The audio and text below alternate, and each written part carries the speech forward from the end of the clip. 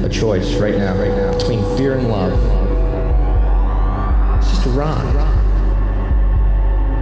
Out of the dark night of ignorance and into the shining light of truth. Expanding reality. A population of citizens capable of critical thinking. We don't see things as they are, we see them as we are. There's a level of reality where everything dissolves into an ocean of energy. We empower our experience by insisting on our authenticity. That's very profound. Very. Expanding reality.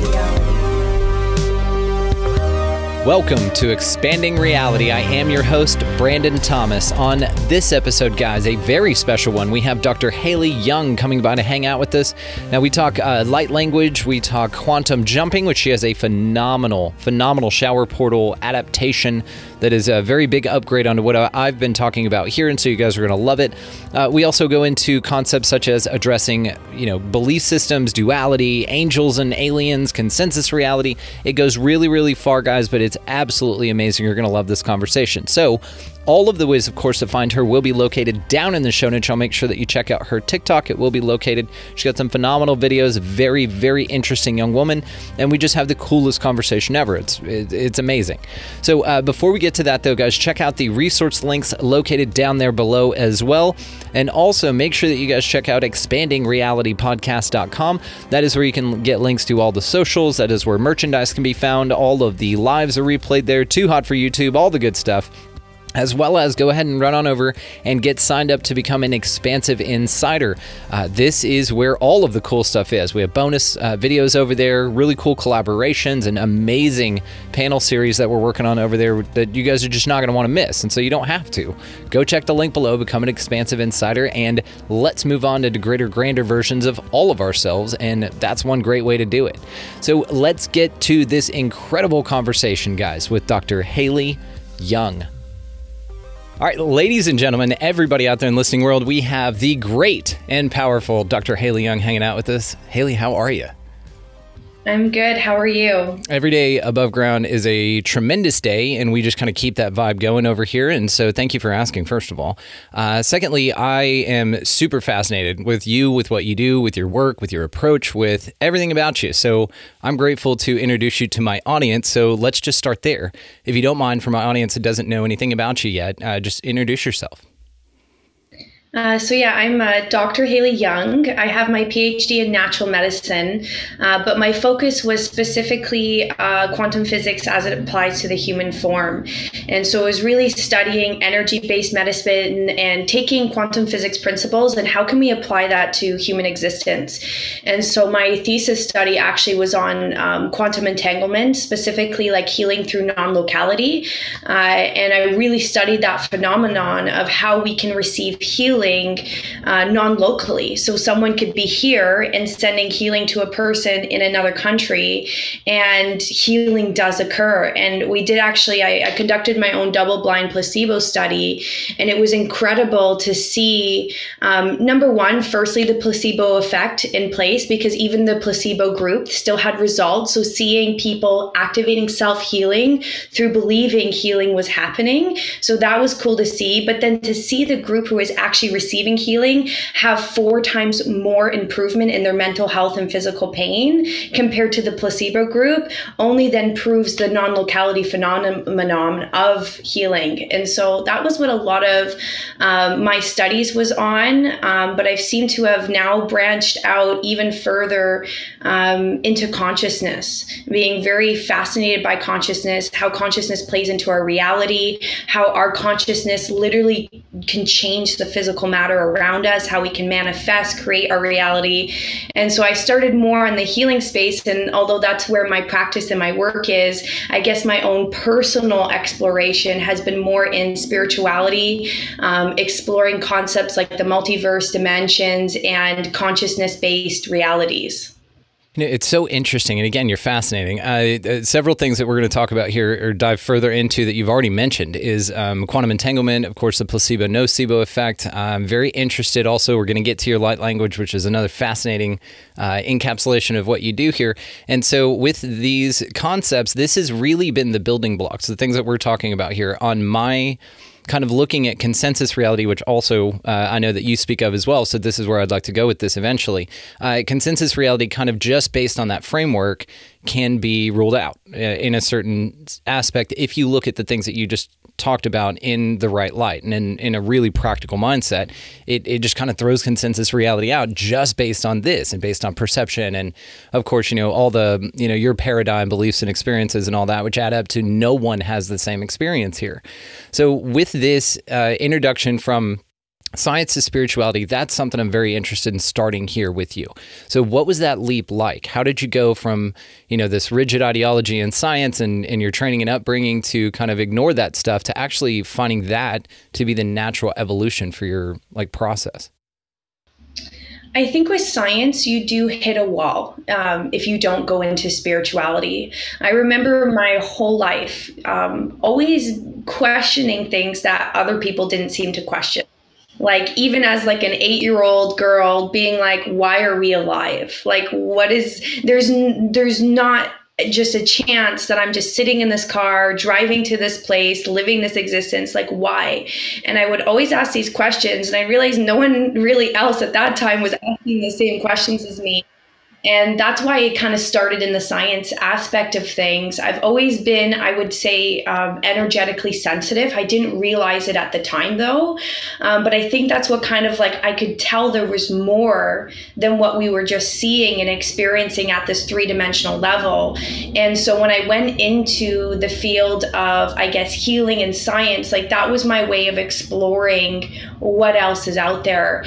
And first, it was really when I was going into healing modalities, which I actually started with that just because of my own mental health issues and things I went through, and was looking for solutions for myself, which kind of brought me down a path of going in a healing route. But then I was introduced to quantum physics, and there was something that just clicked. There's something that just made sense when I started exploring this whole idea of the quantum field where time and space doesn't exist. And eventually, when I was exploring all those phenomenons of, the non-locality and all of those other principles that really play into quantum mechanics, there was a wall where it was just kind of okay, we're interacting with this non-physical thing, but we can't necessarily prove it because it's non-physical. And so then there was all these unanswered questions. And it was Dr. Amit Goswami, who's a quantum physicist, who really helped me connect the spiritual piece, where he said through his own exploration of quantum physics, is his hypothesis is matter is not the ground of all being, it's consciousness. And so he said, if you take consciousness and insert it into science, it fills all of the gaps. It fills even the gaps, for example, in the theory of evolution. What happens with the theory of evolution, if you look at it, it doesn't make sense, because if something was, during evolution, there'd be an easy, even pace of evolving over a period of time per se. But that's not what happened. There's periods where there would have been accelerated evolution, slower evolution, like how we ended up having eyes wouldn't make sense because a single cell organism would never piece itself together over thousands of years to create something that doesn't really serve as a safety mechanism. And so if you insert consciousness, though, it completes it. It's that it wasn't a chance. It wasn't just a survival by chance instinctual things. There was something that was consciously creating. And so this goes with many scientific theories. When we insert consciousness, it completes it. And then that's what started the spiritual journey for me, is I realized I wasn't going to get answers unless I tapped into my intuition. If I started tapping into that non-physical, which you can't tap into with your mind, it can only be tapped into with your energy, your intuition, whatever words you want to use. And so that's when I kind of started going down that route, meditating, and eventually started having some really crazy experiences that were undeniable, that have kind of led me more to being on the spiritual side of things than the science, I would say. It's absolutely brilliant. So do you think, though, that inevitably we get to that conclusion? Like I've kind of talked about this for a while now, that science is to the point where they can kind of mentally articulate that there's a simulation going on here, that there's an underlying algorithm or a framework here. And, spiritualism has been talking about this idea of unity consciousness, or this underlining framework called consciousness, that kind of fits everything together. And it in my mind seems to be that science and spirituality are kind of meeting, and they're meeting with folks like you, with people who understand the science but also understand its limitations.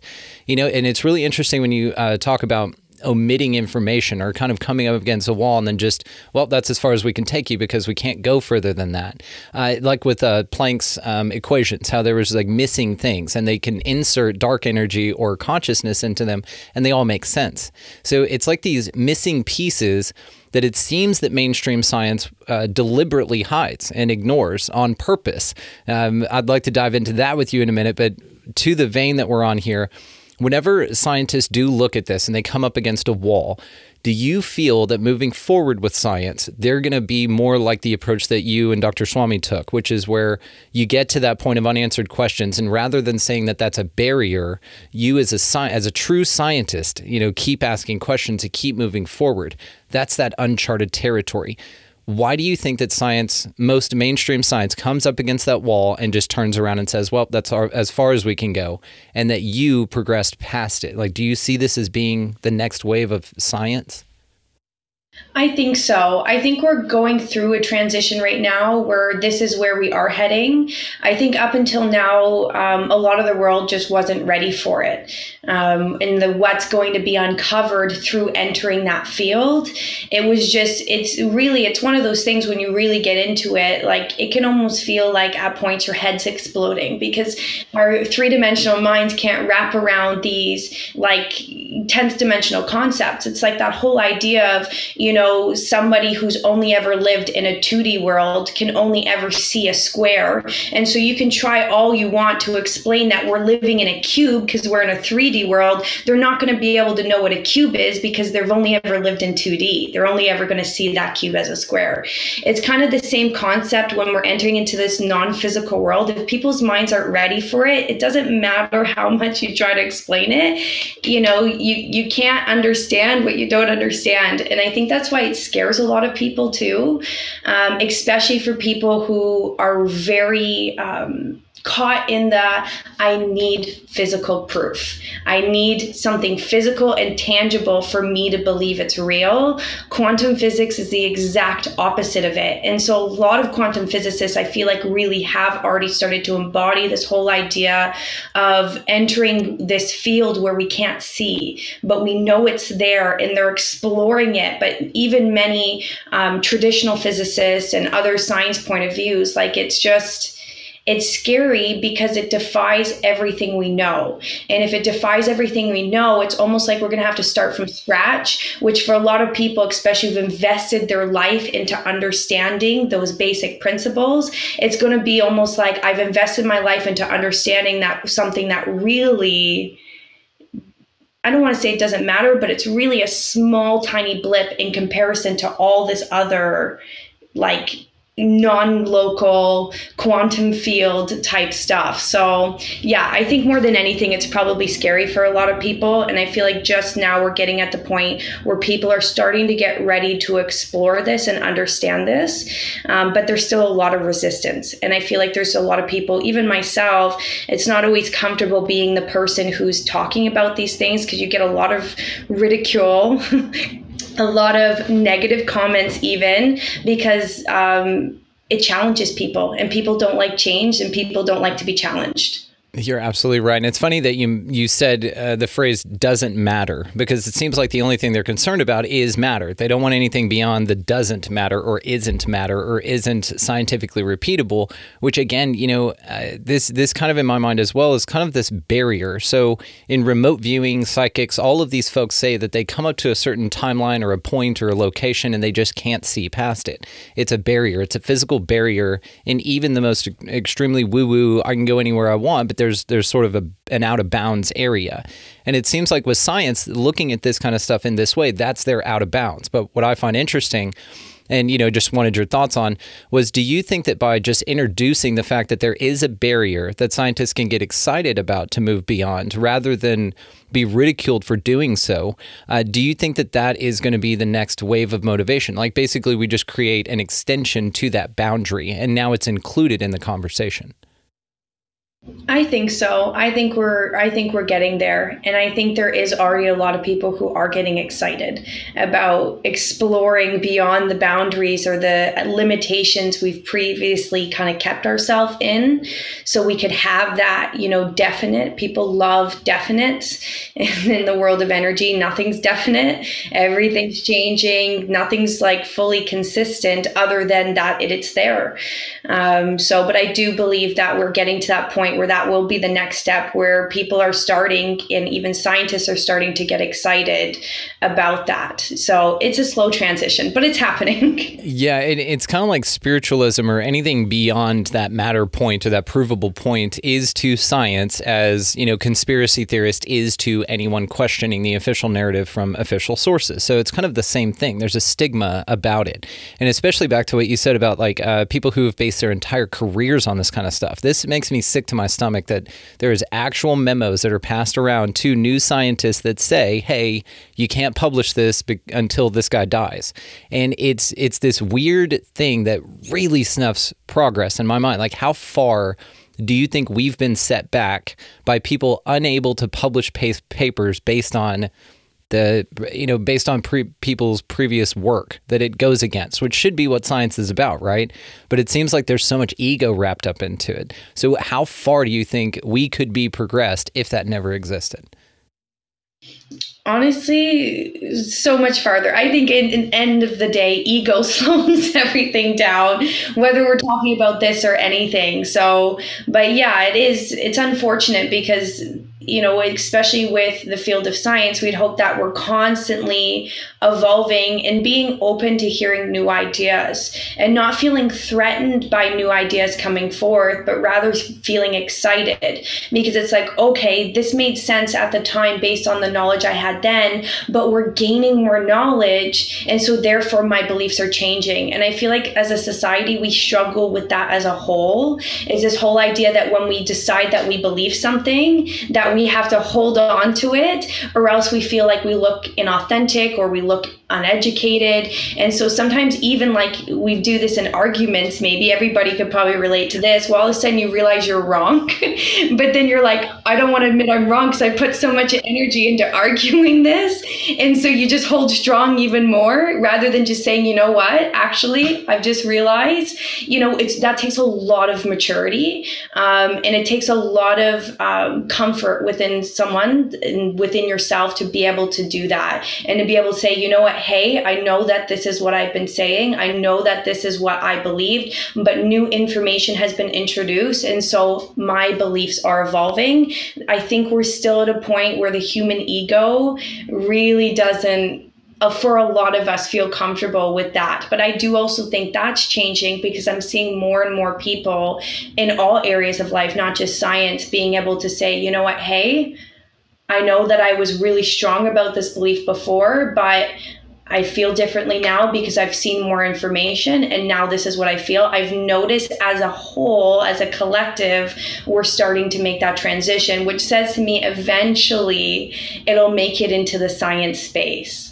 It's a great point you bring up. And it is interesting that people, will hunker down into these ideas. And even when faced with things, like if we can just overcome the obstacle of cognitive dissonance, I'm absolutely there with you, then this would be how we can progress. It's, in a discussion, in anything, oh, you know what, you're absolutely right. I've been presented with new information that's challenged my preconceived notions, and therefore I'm going to move into this new understanding with a little bit more of an open mind. And that right there, that alone, I got mad chills whenever you talked about this, because picturing a world like that where you can just be open and honest and where you're encouraged to learn and grow and you're not planting your flag on any idea, especially the shit you had 20 years ago. Like, I'm not the same person a week ago that I was a week ago. And, I've said things on the show that I'll say, you know what, I've said this before, but actually in light of new information, here's kind of how I feel about it. Even with the stance that I personally take openly to not plant my flag on anything. This is the part of growth and discussion that's very necessary. Do you think that this type of new understanding and new approach to this avenue that we're both looking forward to here in the very near future, do you think that this came about because of this great awakening or this shakeup in energies that we're feeling right now? 100%, definitely. Everything I know and understand about energy is that we, in a human experience, knowing that we can't really fully understand what's going on, but just from my understanding, which I know is limited, is that we have a level of individual experience, and then we have a level of collective experience.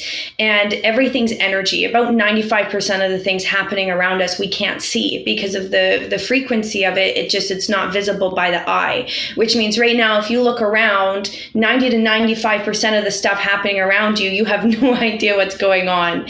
And so I do believe when there is collective shifts, changes in energy, which we've already know that we're affected by planets, by the moon. We see how the moon affects the tides, and we see how the solar flares affect, even our technology on the earth. It has a major effect in this past years, on top of everything that's happened that has made people question their life, has made people question their choices, has made people reflect.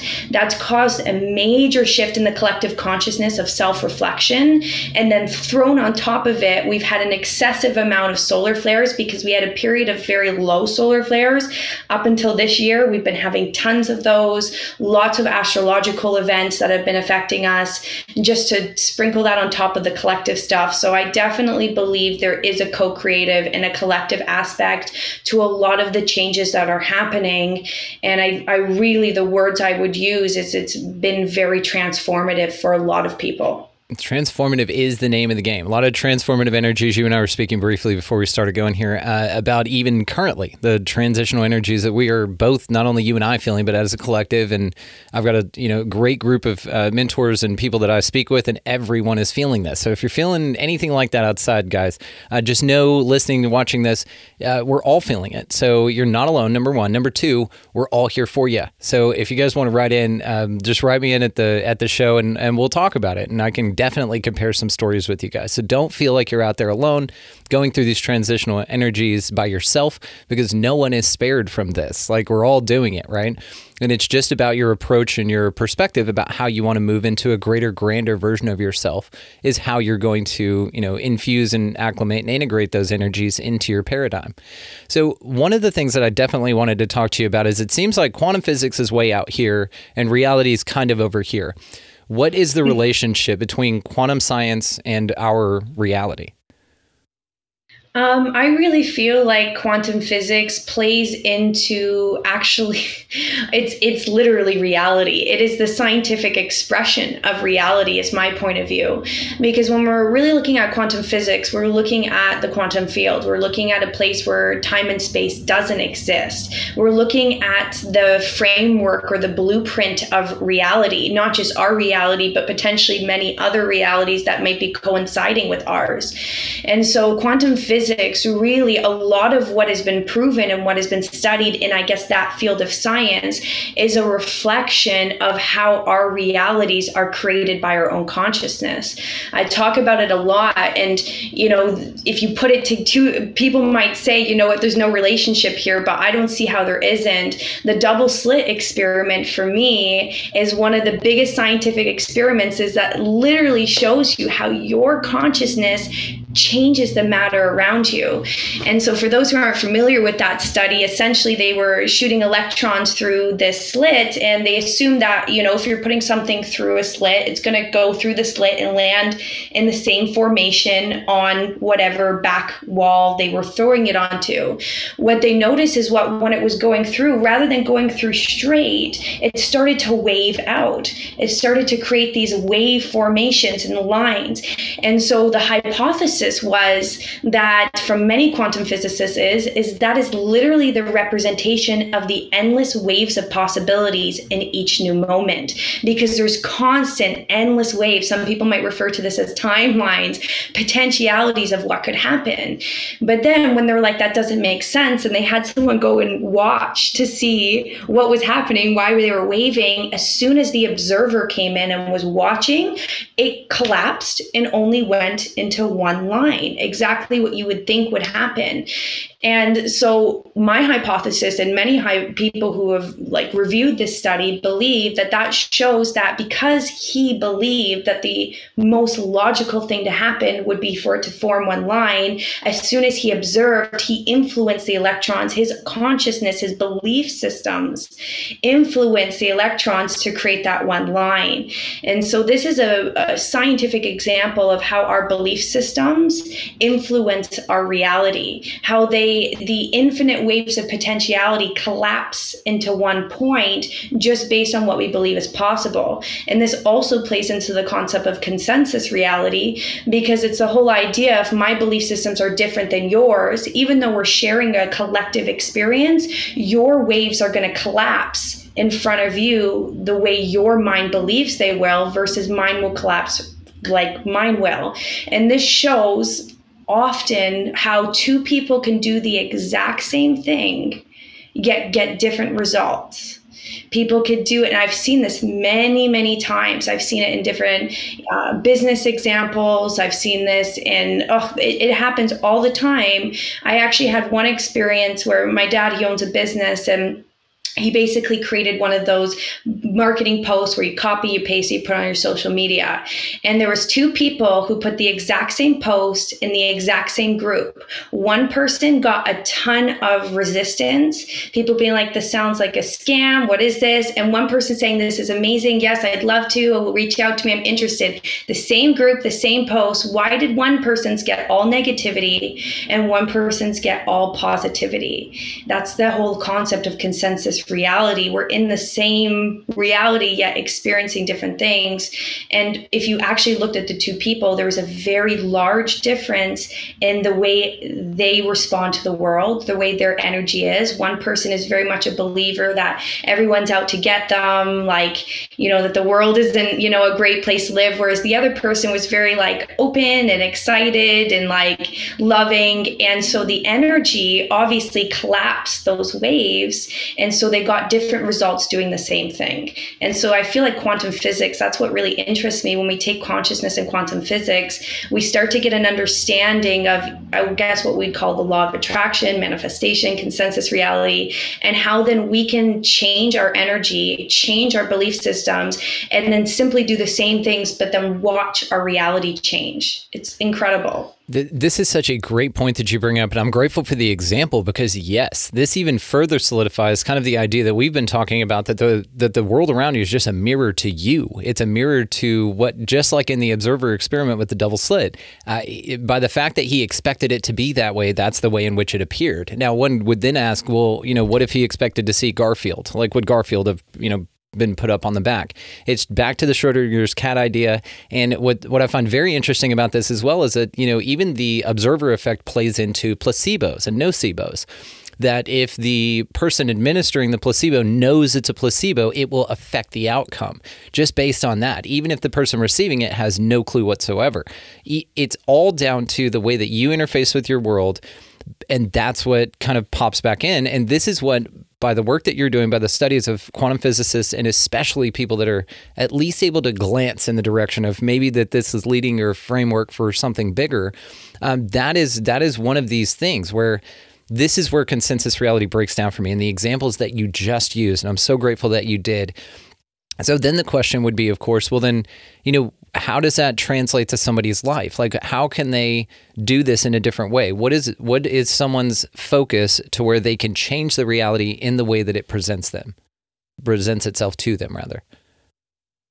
For me, and what I've done in my own reality, as well as helped other people do, is for me, there's a bit of a two-pronged process, I guess is what I'll say, but most of it involves what I would call like mind consciousness-based healing, specifically examining conditioned belief systems that have developed from traumas, from, whatever we want to call them, ancestral, passed down from our parents, really examining and working on those to think about them critically. I heard someone say an incredible book, I wish I could remember it, maybe if you'll know where it came from, but he said, you are not your thoughts, you are the thing that observes your thoughts.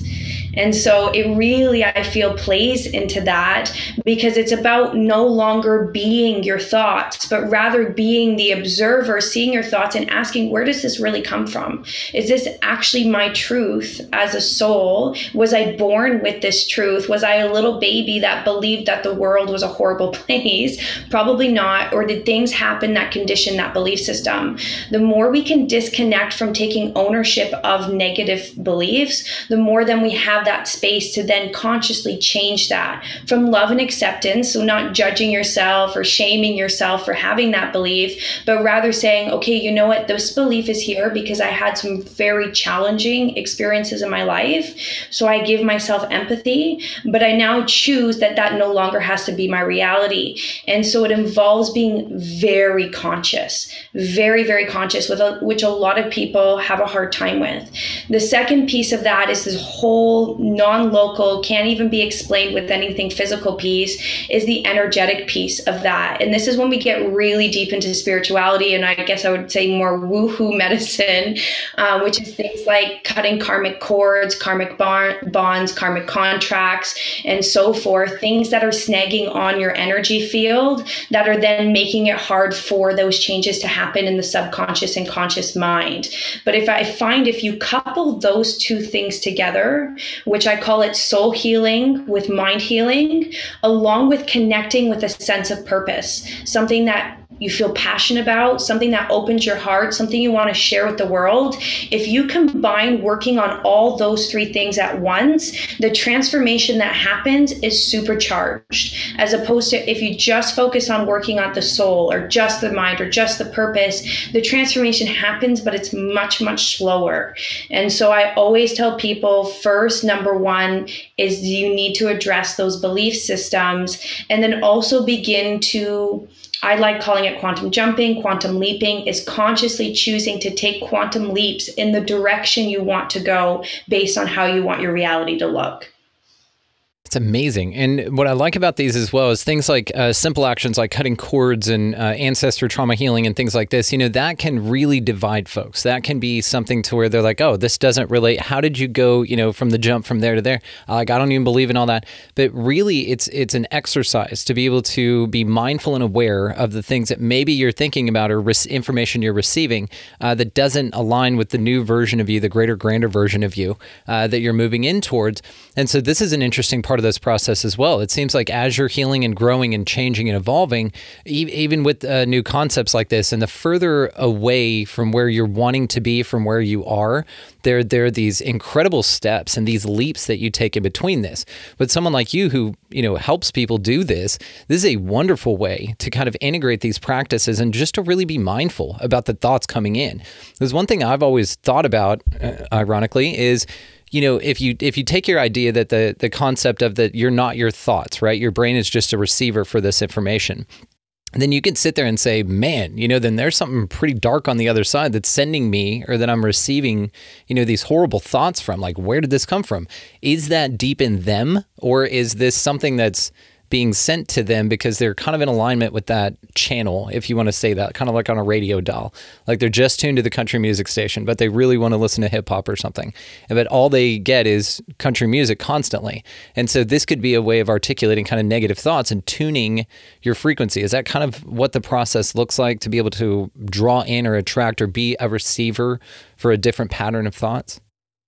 100%. I love your example with the tuning, because that is essentially what quantum jumping or quantum leaping is you're basically creating a quantum collapse in the endless ways of possibilities by making a choice to then jump into the vibration of the person who's already received what you're looking to receive. There's a releasing and an integrating process that's basically like tuning and turning the dial so that your vibration then matches that person. But the key element then afterwards is showing up as that person. So you can't keep showing up as the person, who's in lack and fear and, self-sabotage, and expect to receive as the person who's, loving themselves, taking care of themselves, honoring themselves, living out their passions. And so there is that integration process where in the beginning it can feel like walking through mud, where you have to kind of force yourself into the actions of those person. But over time, the shifts happen.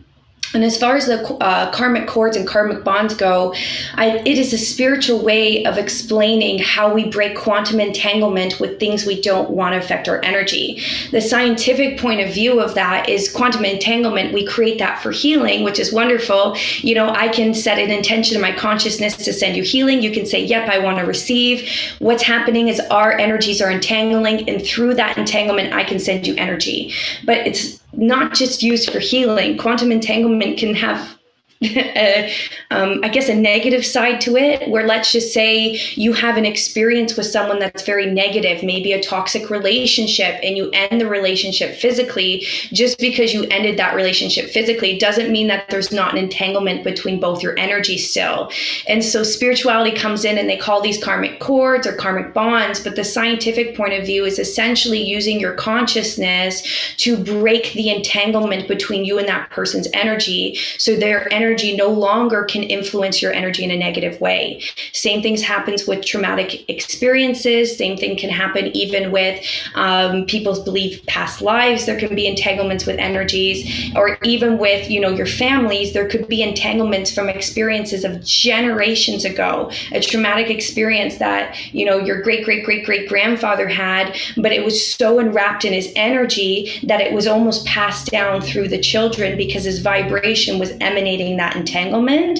And so the scientific point of view of that would be using your consciousness to break any entanglements that are not serving your energy in a positive way. And it usually helps to visualize, you know, a cord or something like that and releasing, because our consciousness is powerful. And so when we set that intention and we say, okay, I'm breaking any entanglement between me and this person or me and this situation, and you hold space for that change, you're giving yourself, I call it energetic freedom, so that there's not all these things snagging on your energy throughout the day.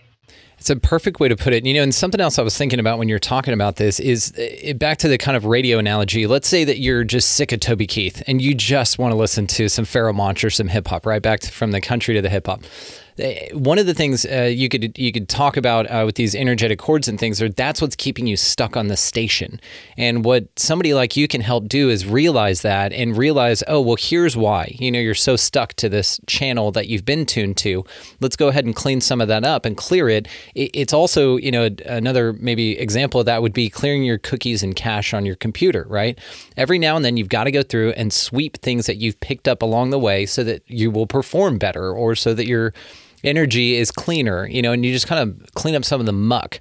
Because you do carry muck, you know, from one energy to another, or it's a barrier. Like as long as you've got that stuff, you know, drenched in you, these cords or whatever, you're just wrapped up in all this energy, you can't move forward because that isn't in alignment, or it doesn't receive the station that you're wanting to go to in a clear and concise way.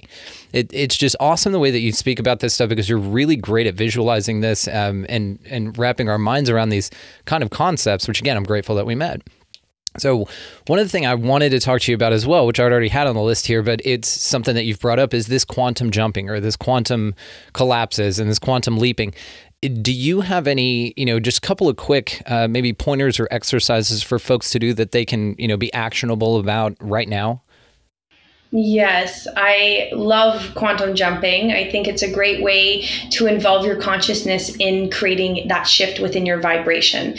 And so there's different ways to do it, because for people who have sensory aphantasia, visualizing isn't going to be easy. And so there's ways you can do it using something called command cell therapy, which is essentially where you're commanding the changes within your body. So that would be something for people with aphantasia. Otherwise, for people who can visualizing is one of the quickest ways to change and alter the vibration of your energy. And so for me, what I do is I always go into a meditative state, which is key for deep breathing. I actually do box breathing, which really helps switch on that parasympathetic nervous system, get you out of fight or flight, and get you into the present moment. And then what I do is always start with gratitude. I think one of the biggest mistakes people make is we shift from lack. We try to shift from feeling like our current reality isn't enough, that we don't have enough money, we don't have enough love, we don't have enough whatever. And so we want to jump into this alternate reality or version of ourselves because what we have isn't enough. And if you try to shift from that place, you can't shift from lack, because your external environment reflects your internal environment. So unless you feel abundant within, your external environment isn't going to reflect that. So I always start with gratitude for my current life, for my current experiences, all the things that have been positive, all the gifts in my life. I usually try to focus on 3 things that give me an emotional response, like actually make me feel like, wow, I'm so lucky to have these 3 things. I feel so blessed. And once I've focused in on these 3 things for long enough that I feel like actually like I'm in a state of like gratitude and appreciation, that's when I try to just send out, like I see it as almost like an energetic ripple throughout like a grid line of energy, what we might perceive as the quantum field, to just say thank you for my entire timeline or reality, for all it has offered me, even the learning, the lessons, the challenges that have helped me grow. I just send gratitude to all of it, because all of it has served me, just like all of our realities have served us in some way. And then I tune into the version of me who's received what I wanted to receive. And so usually I have a list of intentions that I've written down, and I feel into what that feels like to be that person. What would it feel like to be the person who's received that level of financial abundance and wealth? What would it feel like to be that person who has that much love in their life? What would it feel like to be that person who's that healthy? What would he or she look like? What kind of energy would they exude? What kind of facial expressions would they have? You really want to feel into who that person is. And I try to then just, I kind of shelf it, and then I try to see the differences. How is she different from me? And usually something will come up, like she's a little bit more patient. That comes up often for me. That's one that I'm working on cultivating. I might even get details. I might even ask her. She might do her marketing for her business a little bit different than me. She might be eating food or taking care of herself or exercising differently than me. And I try to get as much details as possible, because that will help with the integration after. And then once I'm ready, I just set that intention in my mind, the parts of me that are out of alignment with her. And so usually the parts of me that maybe it's like that want to control my reality instead of trusting, the parts of me that get easily frustrated instead of being patient and compassionate, I let go of those parts now. I usually take 5 deep breaths, and then I just visualize myself jumping into that version of me and integrating the energy. And often for me, because I'm very sensitive to energy, I'm feeling it all as I go. But even if you don't, you can just trust it's happening. And often even after, you'll just feel lighter. There'll be a shift within the way you feel, even if it's just a sense of peace within. But then it's important, all of those things that he or she does differently than you, now it's important to say, okay, how do I want to start including this in my reality? Do you need to exercise more? Do you need to eat differently? Is there something differently you need to do for your business to market or to promote yourself? And actually start right away creating those action steps to be that version of you. That is what seals the jump, because the worst thing you could do is do that jump and then go back into your reality as the person living in fear and lack and restriction, because it's like there's nothing then saying like, hey, this is the new me. I'm choosing to be this version of me. And the more you do it, the more solidified it gets. It doesn't have to be a long exercise. I usually say 5 to 10 minutes max.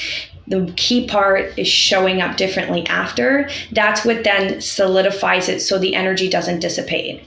Yeah, and even small things, like what you were talking about, oh, well, my, future self, whatever, that is really, really who I want to be, gets up and works out every morning. So therefore, I'll get up and work out every morning when I'm whatever.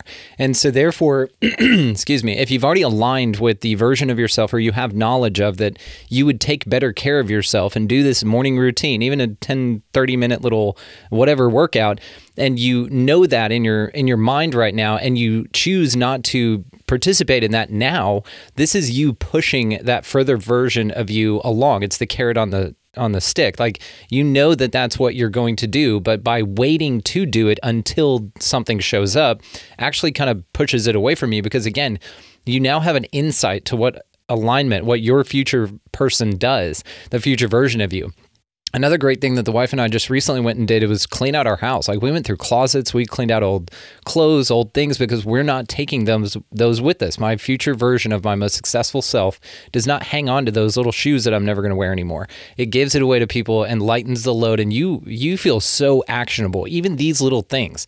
Like, if the higher version of you, gets in his Lamborghini or her Lamborghini every day and drives to work, and you don't have that, and that's what your focus is on, like, oh, my higher version's only going to be here when I see that Lamborghini, then that's what ironically pushes it away from you. But there are small little actionable things that you can do right now, like get up every morning and do like 30 push-ups, whatever. That is an aligned way of moving yourself into the version of you that you do want to create, based on what we know about quantum physics, which it's all just to see a potentiality. Align with that version. And this is where you take, like, I find this also with a lot of folks, with some people that I've talked to, they say, I want to do so much and nothing's happening. And I'm like, okay, well, niche down, figure out, like, move into a certain direction. And really, that's when the wheels start moving, because basically you're kind of open for anything. And so you receive nothing, you know what I mean? Because you're just in alignment with being bombarded by options and never, enjoying the fruits of those options, kind of a thing. It's just kind of how I look at it. Now, another thing that you talk about that I thought was so damn cool was the shower portal kind of idea. Now, I've discussed the shower portal on this show several times, a very simplified version of it. But your version was so damn cool because it really inspired me to look at it in a different way, even though I've been practicing it for a while. So if you don't mind, for my audience, give us an upgrade on the concept of shower portal quantum jumping. So yeah, it's very similar to the exercise I just gave you. I actually do this almost every single morning in my shower because it only takes 5 minutes. Is you're now using the water to be a conduit of the energy. And water is a very powerful element. It's one of the few elements that is both clearing and cleansing for the energy, as well as conduiting, which means it can release energy and bring in new energy. And so many elements only do one or the other. Like often earth is more of a grounding and releasing energy, but doesn't necessarily bring in a lot. Whereas like gold will bring in a lot. Water is one of the few that does both. So it's very, very powerful. And when you go into the shower, essentially what you're doing is this very similar thing. I always start with gratitude, giving gratitude to my reality, giving gratitude to my experiences, and then tuning into that other version of me, connecting with her, what it feels like to be that abundant and loving and healthy and expansive. But then when I come back to me, what I do is I set the intention that I allow the water to cleanse any parts of the current version of me that are not in alignment with the version of me who's received these things. And I'll just deep breathe and I turn and I spin in the water so that my entire body gets under that water. And I just sometimes, if you can, I always say get specific, whether it's with your intentions of what you want to attract, but also with what you want to release. You can say whatever's out of alignment with me and, do an over. But if you get specific and you actually say the belief system that it's not possible for me, the belief system that I'm not worthy of receiving this, I cleanse that now with this water. And sometimes I'll have 5 or 6 belief systems and I say it, I turn, I let the water cleanse it. And then once I feel complete and I feel like I'm ready to then jump into that version of me, what I then do is I switch my intention of the water.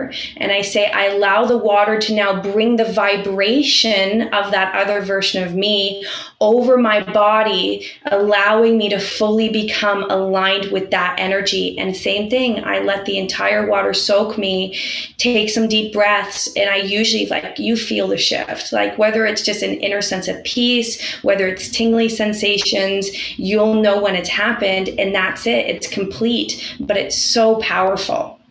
Have you been able to change anything in your physical reality? So one of the things I'll let you in on here is that we have a rug in our bathroom that has stripes on it, right? And so there's a brown and a red stripe right next to one another. And something that I am playing with the idea of is being able to physically change that rug. Because if you think about it, in a universe where everything's infinite, everything's possible, I've had that rug forever. And in any variations in which we procured it, right? And in maybe a few of those realities, the stripes wouldn't be the same orientation, okay? And so do you think that it's possible, or have you done it, changed physical things in your reality? Like I said, for this example, I'm wanting to flip-flop those stripes, and I will know that I'm in a different reality because those stripes have physically flipped in this reality.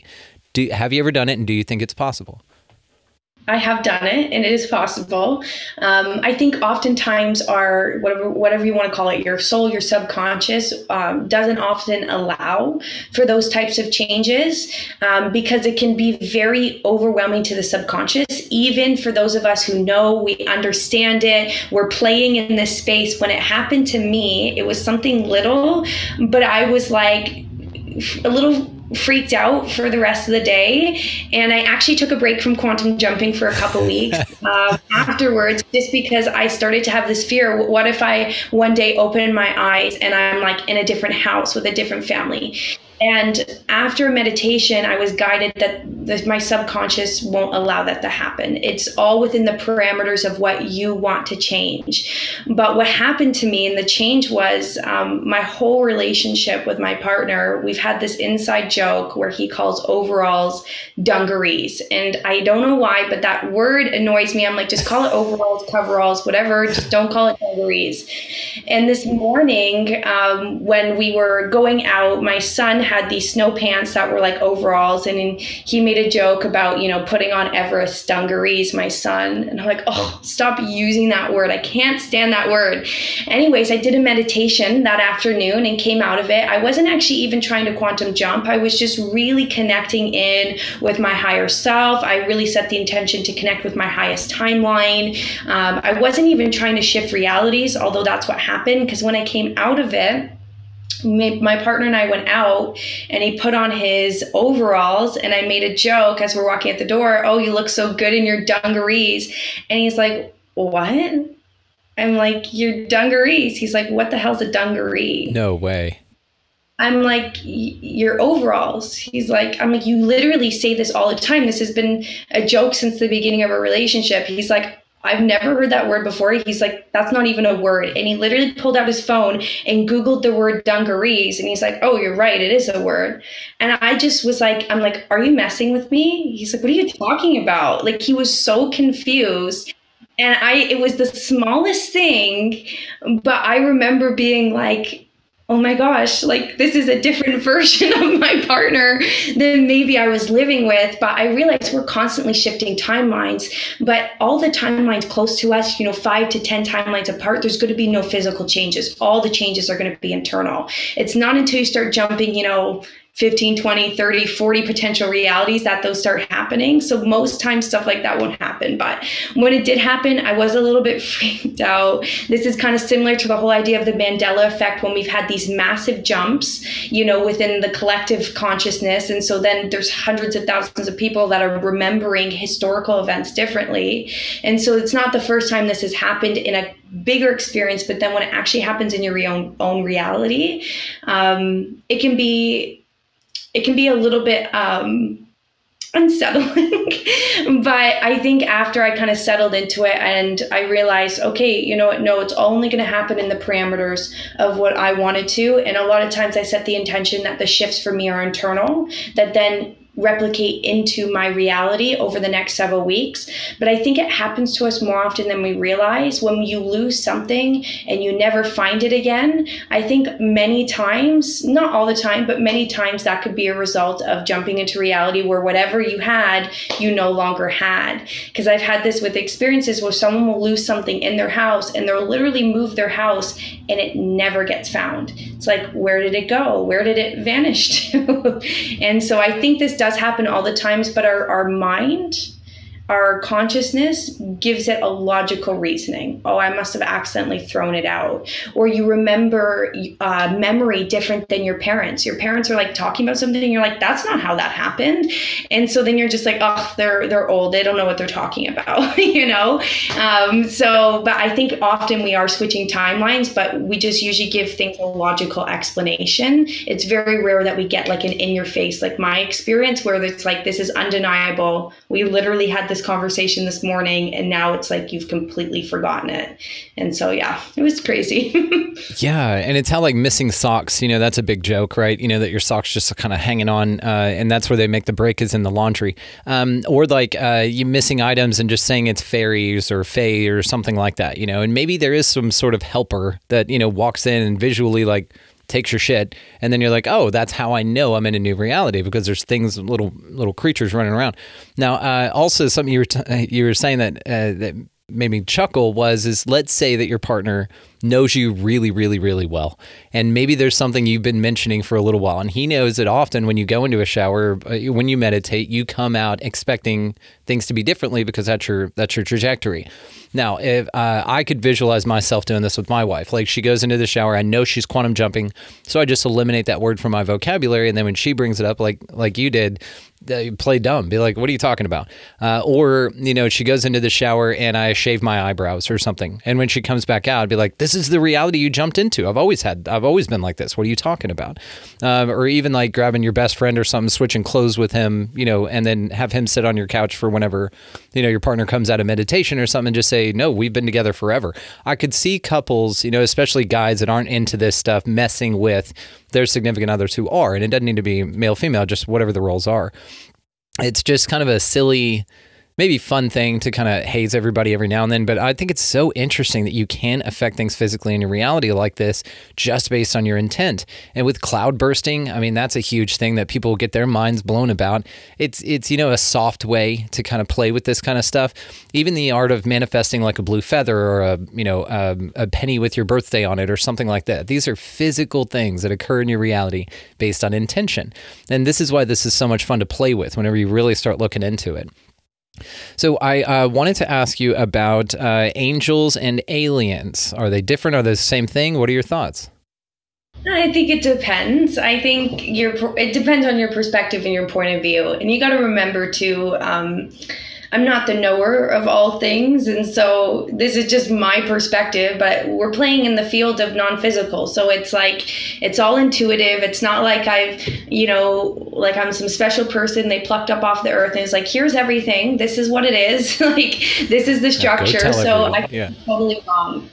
And I always like to preface that because even the concept of consensus reality, maybe we're all right, even when we believe different things. So this is just my perspective. But I do believe angels are what we perceive as angels are just another type of aliens per se. It's just a different word for it because of probably more because of like religious conditioning. So we know about angels. They've talked about angels. They've given name to those angels and they've called them angels. But angels are just another being, another vibration, just like any alien. So it's to me, they're pretty much the same. Angels are just a classification of alien or being. Technically, we're aliens too. So, but yeah, it's very interesting when we're getting into that space now because that is really where we're leaving any sort of physicality. We're entering fully into the quantum field. We're entering into the spaceless, timeless area, especially because many of those beings do reside in higher dimensions where they're not living in the constructs of time and space like we are too. And so it's always so interesting and fascinating to tap into that, but then to also tap into the concept that, you know, we're pretty much all aliens. We're just happen to be having a human experience right now in this moment. But it doesn't mean that we've only ever had human experiences. And I think that's a big thing in the spiritual community, especially when we're getting into concepts like, you know, star seeds and, you know, so forth, is most people are connected to, well, number one, we're all one. We're all part of the same source of energy. That is proven through the quantum field. We're all connected through this energy, whatever you want to call that, is consciousness, God, whatever words you want to use, the universe. But then this whole concept that then, we've almost all of us, I believe, have had experiences beyond the human experience. And so I actually believe we're all aliens and angels, or whatever language you want to use. Well, what do you think the purpose in our experience is interacting with those creatures, whatever they are? I feel like a lot of the time it's, especially right now, there's a lot of support, and it depends. So we're living in a dualistic experience. We're living in polarity. We're living in the concepts of, light and dark, good and bad, the whole concept of that. And so it's very hard to understand when we're in a dualistic experience, because we're always going to classify, are these good beings or bad beings? That's immediately where our mind goes, rather than seeing it from the whole point of view. The one point of view is that there's just different experiences happening within different densities. But I think a lot of the energies that are present, whether we want to call them guides, spirit guides or alien guides, whatever, are here to support the human experiment that's happening right now in the collective consciousness. From my understanding, what's happening right now in the human collective is something that's never been done before. Whatever that means, I'm not sure. That's just what my own intuitive guidance was. And so we're heading into a lot of unknowns. And so it's almost like the concept of, if you're trying a new medication, let's just say a new medicine comes out, the first people who try it, like, they're going to have a lot of people around watching, making sure that everything goes okay, because they don't know what's going to happen. It's the first experiment. That's kind of the similar concept of what's happening with the human consciousness and the collective, I guess we'll say, if you want to use the word ascension, I don't always love that word, but transformation, I like that word better. The collective transformation is because it's something that hasn't been done before. It's almost like there's a lot of energies here that are kind of like, almost like scientists, like curious, like, oh, what's going to happen? There's other ones here that are here to support, to try to, make sure the process goes smoothly. And then sure, there might be other denser energies that are here for other agendas or other reasons. But I would say, for the most part, from my sense and based on my reality, most of it's very positive and loving. Yeah, it's like we're the coolest reality show out there, or at least the most interesting. Because, this is something that with this transformation, I prefer that word as well. Thank you for putting it that way. The other is too hierarchical for me, and we always denote that. We're like, now, we don't mean, when we say higher vibration, we don't mean better. And so transformations it's a much better way to articulate it. So it's much more accurate to the way that I feel about it. And it does seem like, that this time, TV show Earth is really ramping up, and everybody wants to be a part of it, with these energies, with these entities, whatever they are. Now, do you feel like duality is only here, that it's scalable, that it exists in other places as well, if not from the bottom up or top down?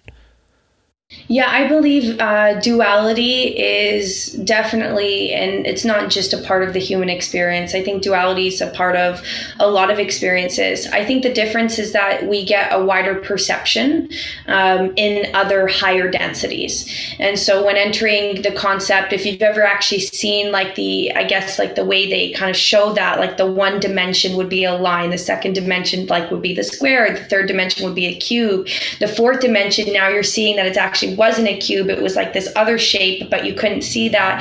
And so each dimension or density higher up offers a wider perspective. And so it doesn't lose the concept of duality or polarity that the three-dimensional world offers. It then just offers another perspective on top of it of more oneness, with like duality within oneness. And so I believe that it kind of grows on that. So I do believe duality is not subjected just to like what I guess we'll call it the human experience. I believe it's a part of a lot of experiences. I do believe there's something special though about the human experience in particular. I actually think it's a blessing to be a human. I know not everyone agrees with me, but consensus reality. So that's okay, because it's so neutral within its duality. is what I would say. And so it's very, very much balanced, light and dark would be what the words I would use. So whereas I would say there's other realities that lean more to denser versus lighter energetically, we're very balanced, which means that everybody, energetically speaking, based on the collective concepts and the blueprint of the human experience, we kind of have that choice, a very balanced choice of which one we want to move in. One is not better than the other, but there's this whole concept of balanced choice that offers, I believe, an expansion of the consciousness of what's possible, of what we can learn as individuals and as a collective, that is very unique about the human experience. And I believe that's why it's a very exciting thing for, I guess, maybe what we'll call other beings, energies, vibrations, whatever language we want to use, is this whole concept of like, ooh, they can go either way. What are they going to choose? It's kind of keeping everyone on their edges of their seat. So that would be my perspective. That's a great way to put it, because it is sort of a free-for-all in a sense, but you have all the options here. And this is another thing we talk about quite a bit on the show, is it's just an option. You know what I mean? Yeah, you can do that if you want, but you don't have to. Like anything, like your autonomy is your autonomy. You get to choose this. It's kind of like the Westworld analogy that we use here. It's like when you go to, in the show Westworld or whatever, when they show up, they get to pick what color hat they wear. And that's representative of what we're talking about in dualities. You get to either, play the villain or play the dark character here, which is absolutely necessary for the whole thing to exist. Some of us need to sign up to be denser energies and want to know what that feels like and play that role in for the higher energies to keep expanding itself and for consciousness to evolve in this way. And it seems like, one force wants to contract, one wants to expand. And with this juxtaposition of energies is where we get the beauty in what you're talking about, the novelty in being a human. And I agree with you. It's insane and crazy and awesome all at the same time, which that's even what we're talking about here with the energies. Energies can be super dense and transformative. It's just about the way that you interpret and integrate them to see if you're, moving down the path that you want, which is just what serves you, or not, which doesn't serve you. None is better than the other. There's probably a sense of kind of, I guess, preference based on who you surround yourself with in your environment, right? Because people who do horrible atrocities that are grown up in an environment where that's conducive, they don't think they're doing anything wrong. It's based on where they were raised, what their environment up, what their program is. And so they haven't been exposed to lighter energies. They've been surrounded by dark cats their entire life. So they don't know anything else. And this is what's interesting also about the options select for experience here, is that you have so many damn of them. It's crazy and amazing and beautiful all at the same time. So what do you think about light language? This is something I wanted to talk to you about because I know that you're a participant in this as well. Again, guys, all the ways to find her located down in the show notes are fascinating. Go check out her TikTok for sure. It's riddled with just incredible things. So light language is something that a good friend of mine, Amy Belair, who I'm talking to right after this, actually, so I've got to introduce you to. That's something that she's been really getting into as well. Now, personally, and this is just being full disclosure here, I don't understand it. In my mind, some folks also can approach this as like speaking in tongues.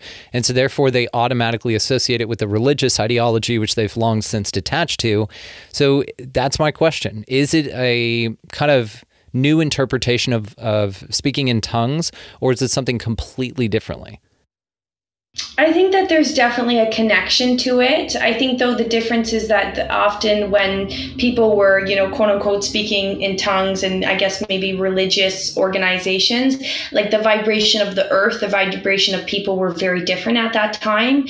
And so not saying that this is the case for everybody, but the energy or the vibration they were bringing through with their voice probably was very different than what many people are bringing through today. And it is something that also, like, I felt crazy when it started happening to me, like, especially I was in spirituality. I hadn't finished my PhD yet, so I was still doing a lot of work in that, learning, expanding in the science, but I'd also started venturing out into like tapping into my own intuition, meditating, getting into some more spiritual stuff.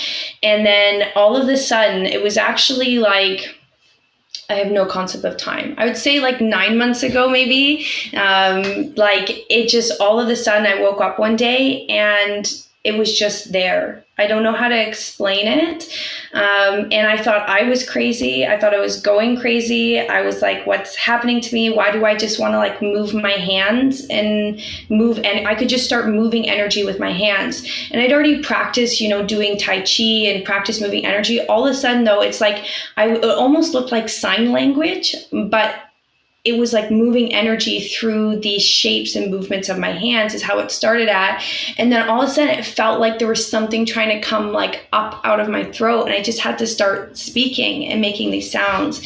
And it was crazy for me, being somebody who kind of started in the science side of things, to then have this undeniable experience. But when I started doing more research on it, I found out there's all these other people having the same experiences of me, many of them making the same sounds as me.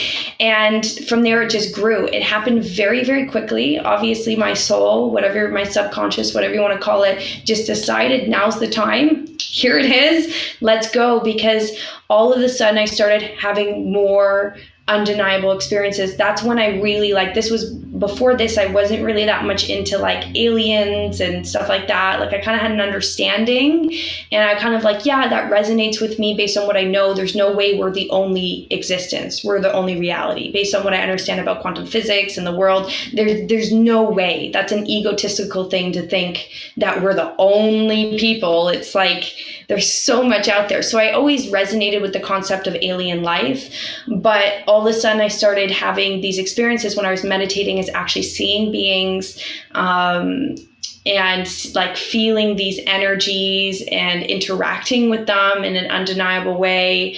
I had a bit of an abduction experience, a positive one. A lot of people associate that with negative. Mine was very positive. They were there to help me and support me. They were actually the ones who helped me start quantum jumping. And when they came and helped me with, they're the ones who often offered me methods and ideas of different ways I could do it. And they did some work on my energy body. That is when I started getting like a lot of, I guess, what we call downloads, and huge results from my jumps. Like I would do one jump and I would have like 10 opportunities pop up the next day, like things that couldn't have possibly, like just total chance of alignment. Like, I guess not chance, but just the most bizarre experiences, once again, undeniable. But the light language for me, it's about bringing through energy with your intentions and allowing the sound of your voice to flow that energy to the person receiving it. And eventually different dimensions, different beings, if you want to say, there's different sounds that come through, different energies. It's very complex, but it's definitely, I don't think it's for everyone, and that's okay. And I definitely don't think it's for the mind. And so for anybody who's caught in their mind of like, you know, what does it mean? What are they saying? You're not going to receive what it's actually doing, which is speaking to the soul, which is allowing the soul to reconnect with the fragments that have been forgotten. Because it's like that concept, if we've all had experiences in other dimensions, you know, whether if we want to get to aliens like Octurians, Palladians, maybe you've had lives there. If somebody starts speaking an Octurian language, an Octurian vibration, what it's doing to your soul is it's waking up the wisdom and the energy within your soul from those previous lifetimes. It's calling energy in from the quantum field for integration, and it can really serve for soul expansion at a larger level, I believe. Well, it's so interesting you say this too, because Amy Belair, same thing. She had not considered herself a contactee, got contacted. All of a sudden, light language is here, and she gets it, and it's a complete new direction. Same as you. So it's very interesting that you're the second person that I highly respect the opinion of to talk about this in this way. Now, how did your contact experience take shape? Like, do you mind telling us about it, like start to finish? Like, what was that like? So this is one of those other things. I think many of us have these experiences, but we write them off as dreams. And so what happened for me was it actually felt like I was in a dream and I was having like these experiences. And then there was almost like a glitch is the words I would use. It's like my dream started to flicker and there was like all of a sudden it collapsed, the dream collapsed, and there was these 6 beings standing around me in this white room, and I panicked. Even like I'd been channeling light language, I'd been seeing beings in meditations, but to actually be there and to see them, I literally felt like I was going to like explode with anxiety, and they literally just started running towards me. And all of a sudden I felt something hit the back of my neck, and I literally felt like I slammed back into my bed. I was sitting up, and I just kind of like looked around, and it was like I was wide awake. I couldn't sleep for the rest of the night. It took me a while. I was really freaked out. I had no idea what happened. And it wasn't until I went into meditation that day that I then got answers. They said that they couldn't talk to me at that time because I was in too much of a state of panic. And I kind of got explanations and answers as to what they were doing, which was upgrades on my energy body. And then they shared with me some of the changes I might experience. And so I tried some of their suggestions, and I saw it right away, the changes in my reality. But they were the same. It was so interesting. I'd never seen these beings. They're not ones that are, say, popular, like an Arcturian or Palladian. Most people know about those other beings. These ones are ones I'd never seen before. But I was actually astral projecting my consciousness for several weeks before this happened to the Rigel star in the Orion star system, because I felt a connection to it. And I was using it's actually a turquoise star. I was using that energy to help like fuel my quantum jumps. It's when I first started quantum jumping.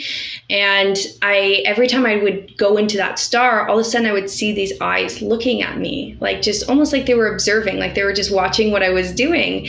And I was like, they didn't feel like good or bad. It was just kind of like, almost like they were like, what are you doing here? And so I was kind of like, maybe it's just in my head. Maybe it's just in my head. So I just kept doing it. And long and behold, in that dream, it was the same beings with those eyes. And just as a synchronicity, because I don't often get a lot of visuals, for me, it's a lot of like intuitive downloads through like thoughts and then through sensations on my body. But literally a week later, in a group I'm on Facebook, somebody literally posted a picture that they drew of the exact beings I saw, saying that this is a being, he goes by Harvio, he's from Orion, and this is what they're here helping humanity with the empowerment of manifestation and creating our reality. And so just as confirmation for my whole experience, that's the exact being doing exactly what they were helping me do.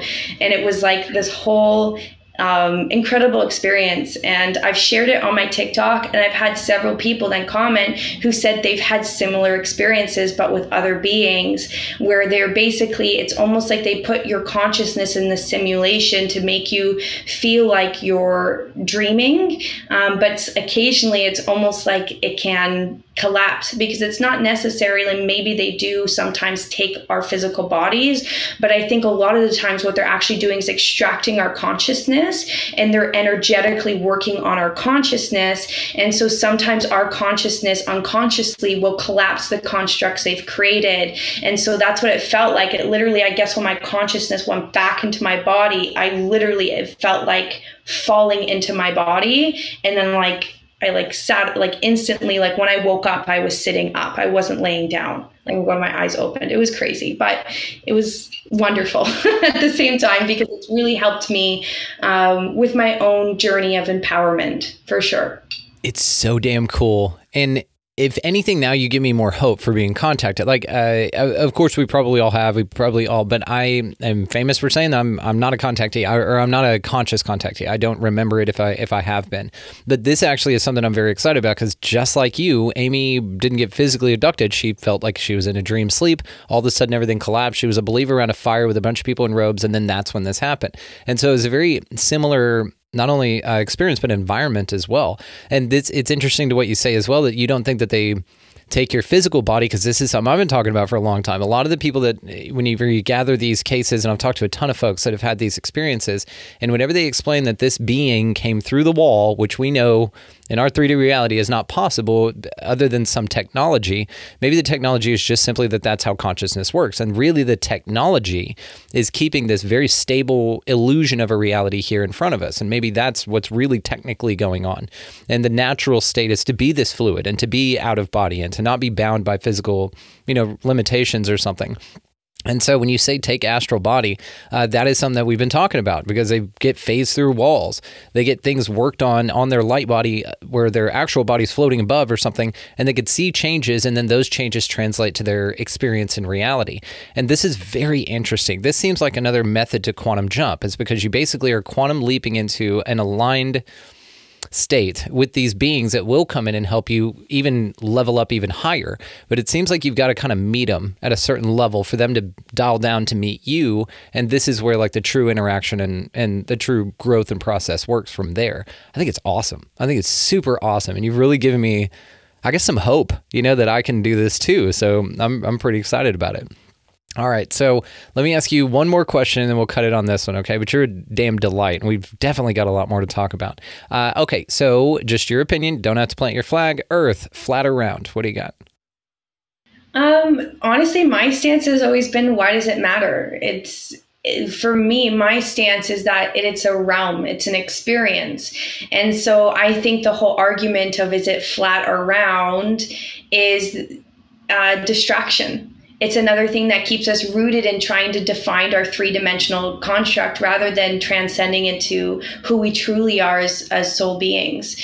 And so I've looked at the information of both, and I actually can totally see both perspectives. And I think it's so fascinating and incredible. But then whenever I tune into my soul to get an answer, the answer I always get is it doesn't matter.